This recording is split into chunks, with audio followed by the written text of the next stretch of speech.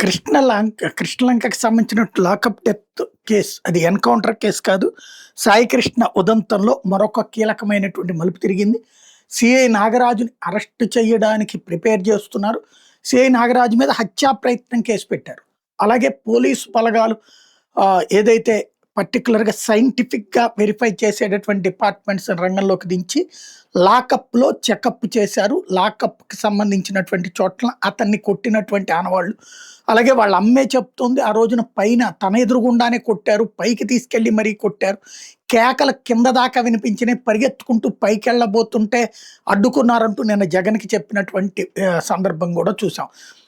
తర్వాత వాళ్ళ కుటుంబ సభ్యురాలు ఒక ఆవిడ పోలీసుల దగ్గరికెళ్తే అవును చంపేస్తాం. మీకు దిక్కున్న చోట చెప్పుకోండి అని చెప్పారన్నటువంటిది కూడా నేను జగన్ దగ్గర చెప్పినటువంటి అంశం చూసాం.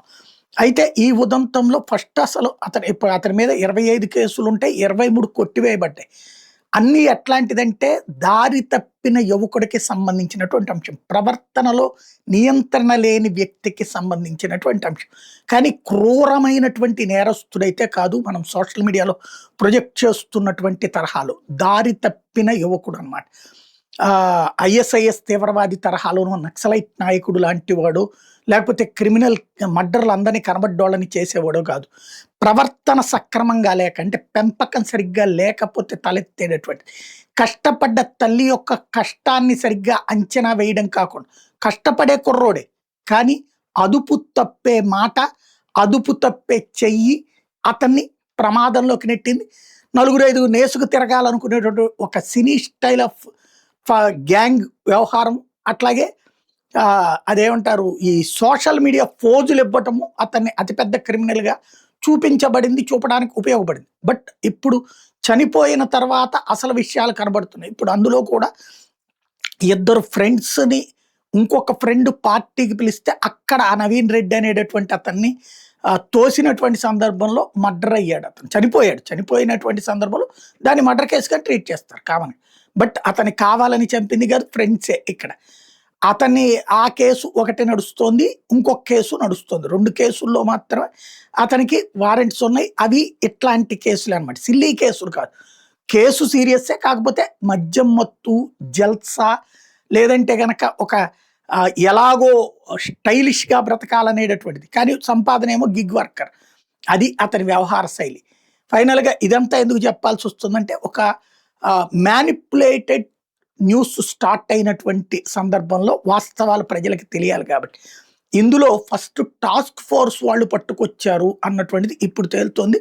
కృష్ణలంకలో ఈ కేసును విచారిస్తున్నటువంటి పోలీస్ అధికారుల బృందానికి టాస్క్ ఫోర్స్కి సంబంధించినటువంటి ఏసీపీ లతా కుమారి వెళ్ళటం అన్నటువంటిది ఇక్కడ ఈ కొత్త చర్చకి తావిస్తుంది. ఆ డిపార్ట్మెంట్ వాళ్ళు పట్టుకొచ్చాకనే వాళ్ళు అతన్ని ఇంట్రాగేట్ చేశాక అతను నోరు విప్పట్లేదు, లేదా ఒప్పుకోవట్లేదు వీళ్ళు చెప్పినట్టు అన్న కారణంగా అతన్ని ఒప్పించమని కృష్ణలంక పోలీసులకు అప్పచెప్తే, నాగరాజుకి అప్పచెప్తే, నాగరాజు కాలికి గోళ్లు పీకేయించి చేతులకి గోళ్లు పీకేయించిన క్రమంలో తిండి పెట్టకపోవడం వలన అతను ప్రాణాలు కోల్పోయాడన్నటువంటిది ప్రస్తుతం ప్రధానంగా చర్చకొస్తోంది.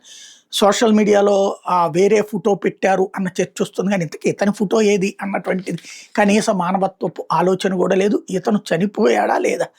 చనిపోలేదంటే తీసుకొచ్చి చూపించండి, సింపుల్ లాజిక్ అయిపోతుంది. అప్పుడు అవతల వాళ్ళందరూ ఎదవలవుతారు కదా. ఇక్కడ అసలు లాజిక్ నడుస్తున్నటువంటిది. ప్రస్తుతం అయితే మర్డర్ కేసే పెట్టారు పోలీసులు అంటే అర్థం ఏంటి? అట్లాగే ఏసీపీ గారు కూడా విచారణ దగ్గరికి వెళ్ళారు అంటే అర్థం ఏంటి? అలాగే ఫోరెన్సిక్ వాళ్ళు వచ్చి సెల్లో చెక్ చేశారంటే అర్థం ఏంటి? ప్లస్ ఇలాంటిది జరగడం మంచి పరిణామం కాదని స్వయంగా చంద్రబాబు నాయుడు ఆ కుటుంబ సభ్యులు పిలిచి చెప్పారంటే అర్థం ఏంటి? తేడా జరిగింది అన్నటువంటిది. ఆ కుటుంబం అడుగుతున్న బూడిద కూడా ఇస్తారో లేదో, ఎందుకంటే బూడిద కూడా మాయం చేసేసినటువంటి సందర్భం కదా. ఇప్పుడు ఇందులో మిగిలేది ఏంటంటే ఏ డేటో చెబితే అంత్యక్రియలు చేసుకుంటామంటున్నారు. అది మాత్రం మిగిలే పరిస్థితి కనబడుతోంది.